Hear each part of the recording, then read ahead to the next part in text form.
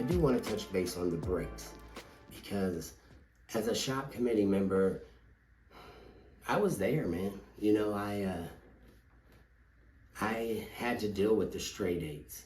And what was told to me and the rest of the shop committee was that, hey, we had a deal worked out with Trevorrow and Rich, that if we went Straight8s, that we would then be #1 priority for any overtime worked over Mexico and Canada. That was huge for our members right there. But the biggest thing was, and we had future product that was being worked out if we went there. Future product is everything. Future volume, future product, that's our livelihoods here. So when you hear that, and then you hear, hey, you know, and I guess I wasn't educated as far as ever working in a Straight8 environment. So I had to listen to the members of the shop committee and committeemen who have been on Straight8s. So when the membership puts the, you know, votes on it, man, that's the least amount we've ever passed a local agreement by. And I want to say a lot of it was because of the Straight8s. I will say, I know they don't work. I learned, and I'm sorry as far as that goes. You know, I'm never going to say I'm the smart, you know, I never do nothing wrong. You know what I mean? Because I believe that was wrong. And I believe we made the wrong decision, because we were never #1 priority after that. Never. We never had the tag relief jobs that were promised to us. Never.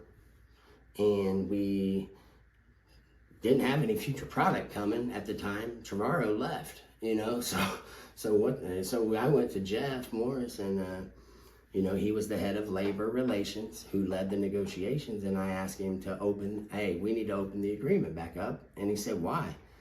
I said, well, everything that we had on our highlight sheet, nothing has came true. Like, Rich had an agreement with Trevorrow. Therefore, we should be #1 priority, and we should have future product. We should know what's coming. And he said, there was never that agreement, Chris. He said, never. They never had that agreement. And I said, well, why the hell did you just sit there and not say anything? He said, because it wouldn't be advantageous to the company. He said, honestly, you know, your leader's telling you that. And if you can't trust your leader, then, you know, and honestly, guys, that's, that right there, I knew I was running at that point.